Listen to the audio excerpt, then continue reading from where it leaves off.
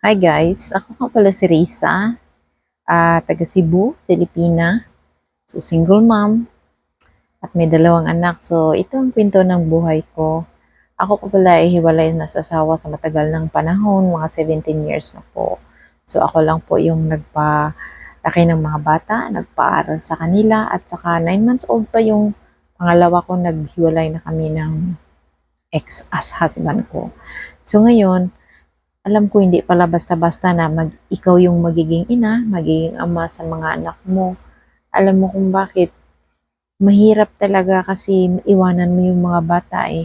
Instead na ikaw yung mag-alaga sa kanila, ikaw yung mag-guide sa kanila kung ano mang nararapat para sa kanilang kinabukasan, para sa kanilang mga good morals, para sa kanila, iiwanan mo yan sa mga kapamilya mo upang ikaw ay magsusumikap, magtrabaho upang may pakain lamang sa kanila. So, ganun kahirap yung maging single mother. Kasi yung emotional mo, yung lahat na pagod mo, lahat na lakas mo, ibubuhos mo talaga upang mapakain mo lang yung mga anak mo.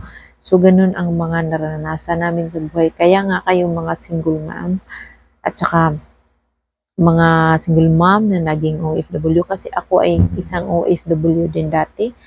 At saka dahil halos hindi ko na alam kung ano yung gagawin ko, at saka kapag nagtrabaho man ako sa Pilipinas, hindi naman ako degree holder upang makakuha ako ng mas magandang trabaho, mapakain ko yung mga anak ko kung ano-ano man na masasarap na pagkain para sa kanila. Dahil bilang isang ina, iniisip mo talaga yung mga kapakanan nila, kung mabigyan mo sila kung ano man yung mga gusto nila, yung mga dapat para sa kanila, lalo na sa kanilang mga kinabukasan sa hinaharap.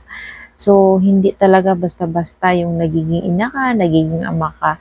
So, lahat nandyan na sa'yo. So, pero, napasalamat pa rin tayo sa Panginoon, no, dahil kahit ganun ang nangyari, kahit ganun ang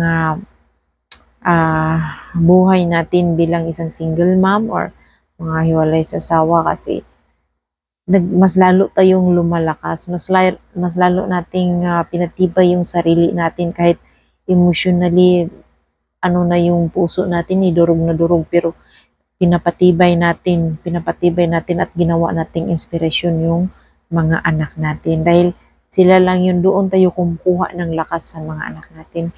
'Di ba? Relate kayong mga ina dyan. Hindi lang sa mga single mom, kundi sa mga inang mga na nagtrabaho din at saka nakaranas din ng mga ah, hindi masyado magagandang pangyayari as a couple with a husband or something. Ganun lang naman ang life.